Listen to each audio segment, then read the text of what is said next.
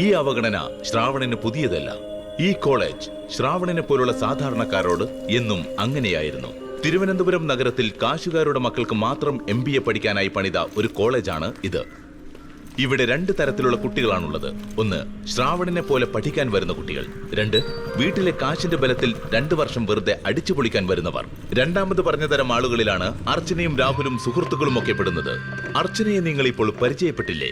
അതിലും അപ്പുറമാണ് രാഹുൽ, കോടീശ്വരനായ അച്ഛന്റെ ഏക മകൻ, കോളേജിലെ heart throb, body builder, rock singer, social media influencer, playboy. വിശേഷണങ്ങൾ അങ്ങനെ കുറേയേറെയുണ്ട്.